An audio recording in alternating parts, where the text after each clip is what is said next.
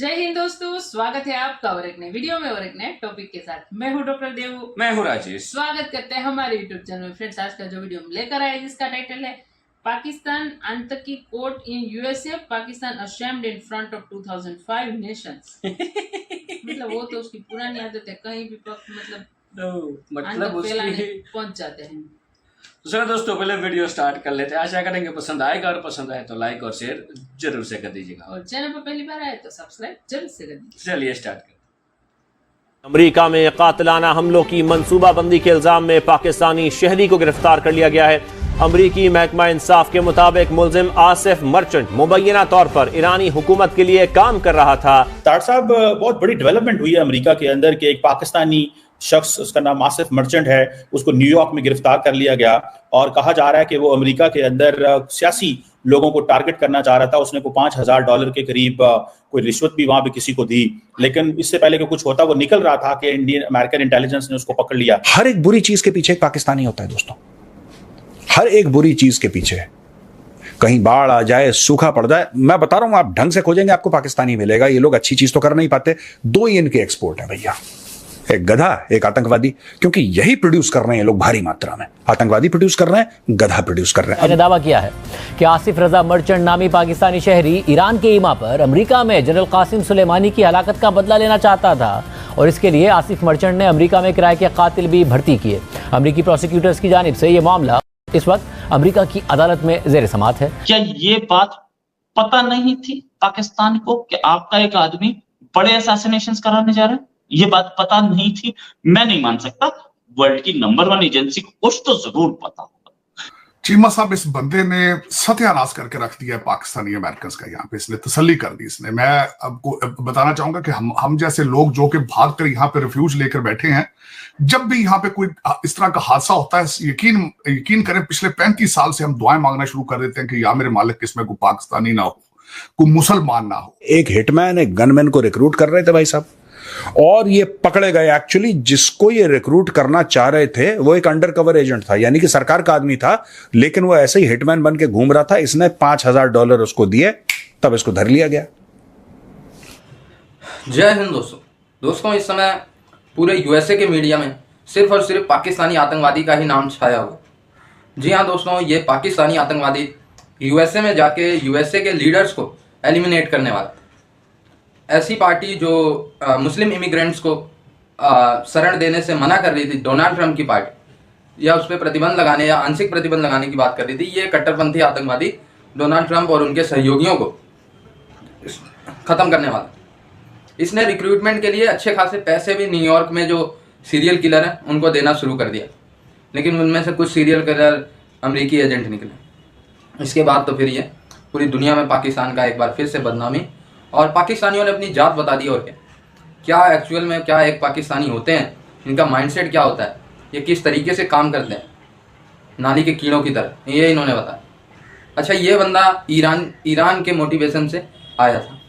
Iran ने कहा, थोड़ा सा हवा भर दिया कि भाई तुम मुजाहिदीन हो, अमेरिका फ़िलिस्तीन पे ऐसी तैसी करवा रहा है, जाओ मुजाहिदीन, अल्लाह के लिए अपनी जान कुर्बान कर दो, मकसद मत भूलना अपना, अल्लाह के रहमो करम पे 72 हूरों के लिए चले जाओ।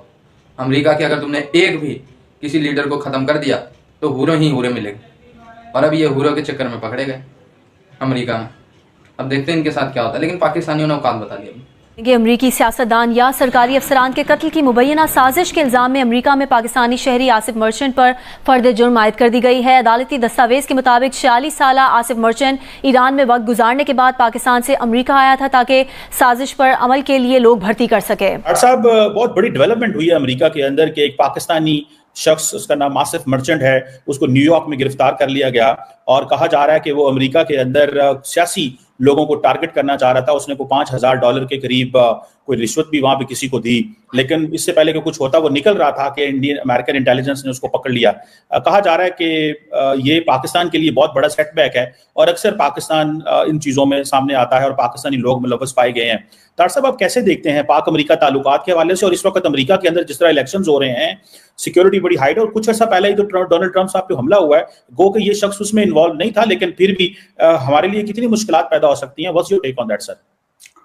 चीमा साहब, इस बंदे ने सत्यानाश करके रख दिया पाकिस्तानी अमेरिकन का यहाँ पे, इसने तसल्ली कर दी इसने। मैं आपको बताना चाहूंगा कि हम जैसे लोग जो कि भाग कर यहाँ पे रिफ्यूज लेकर बैठे हैं, जब भी यहाँ पे कोई इस तरह का हादसा होता है, यकीन करें पिछले 35 साल से हम दुआएं मांगना शुरू कर देते हैं कि या मेरे मालिक इसमें कोई पाकिस्तानी ना हो, कोई मुसलमान ना हो। अब मैं ये बिल्कुल, इसने जस्टिफाई किया है कि आपको वाकई यहाँ भी पीटीआई को प्रमोट करना चाहिए, Republican Democrat party, you don't deserve to be integrated into this society. Asif Merchant साहब ने इतना नुकसान पहुंचाया है पाकिस्तान को, और मेरे जैसे लोग जो कि पाकिस्तानी अमेरिकन हैं, जो पाकिस्तान से भी मोहब्बत करते हैं और जो अमेरिका से भी मोहब्बत करते हैं, जो इंटीग्रेट करना चाहते हैं, जो शुक्रिया अदा करना चाहते हैं अमेरिका के, जिन्होंने हमें यहां पे संभाला है। इस बंदे ने तसल्ली कर दी है।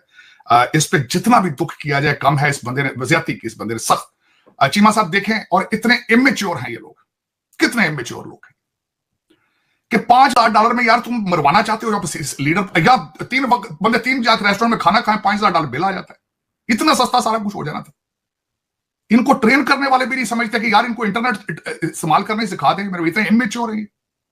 और फिर उनसे कह रहा जी कि वो कभी कहता है जॉन बोल्टन को मारो, कभी कहता है किसको मारो, फिर डोनाल्ड ट्रंप। और सबसे बड़ी बात यह है कि न्यूयॉर्क 1 दिन पहले यह पकड़ा गया जिस दिन डोनाल्ड ट्रंप साहब के ऊपर अटैक हुआ। और मैं समझता हूं कि इस बंदे ने जो किया है, पाकिस्तान को मजीद इसने 20-25 साल पीछे धकेल दिया। अब रिलेशनशिप आप कह रहे हैं पाकिस्तान अमेरिका के कैसे होंगे, कहां होंगे, वो मैं पहले भी अर्ज करना चाहता हूं चीमा साहब, आपके रिलेशनशिप नीड बेस पे है, आपके रिलेशनशिप डॉलर बेस पे है, आपको टेररिज्म के लेंस से ही देखा जाता है। पहले आसिफ मर्चेंट ने उस फॉरेन पॉलिसी को क्या नुकसान पहुंचाना है जो एग्जिस्ट ही नहीं करती, इसने क्या नुकसान पहुंचाना था आपको? ये उसी लेंस से जिस तरह पहले देख रहे थे टेररिज्म के हवाले से, एक अनऑर्गेनाइज्ड रिलीजन, एक रोग स्टेट, उसी तरह देखते रहेंगे। आपको और क्या देखना है इन्होंने? आजकल आप रिलेशनशिप एंजॉय कर रहे हैं क्योंकि भारत के साथ आइडियल रिलेशनशिप नहीं है। यू आर लवी डबी, $7 बिलियन आएगा, वो दुबई कनाडा चला जाएगा, और आप उनके साथ साथ हैं। इससे बड़ा और आसिफ मर्चेंट ने उस पर क्या नुकसान पहुंचाना था? इसने नुकसान तो मेरे जैसे लोगों को पहुंचाया। इसने पीटीआई वाले के वर्कर जहां पे जितना लौंडा लपाड़ा है, उनको इसने क्या नुकसान पहुंचाना है? वो तो पहले ही डिस्कनेक्ट है अमेरिका के साथ, उनको क्या नुकसान होना है? आसिफ रजा मर्चेंट एक पाकिस्तानी जिसको अमेरिका में पकड़ लिया गया। क्यों पकड़ा? क्योंकि यह शख्स गया अमेरिका और इसको हुक्म मिला था कि अमेरिका के बड़े बड़े जो सियासतदान हैं, बड़े बड़े पॉलिटिशियंस हैं, उनको मार डालो। अच्छा, जब ये पन्नू का केस आया और निज्जर का केस आया, तब पाकिस्तानी मीडिया बहुत भौंक रहा था। लगातार भौंक के इन्होंने अपना गला बैठा लिया और बोला कि साहब ये देखो, भारत तो ये करता है, भारत तो ये करता है, भारत तो ऐसा करता है, भारत तो ऐसा करता है।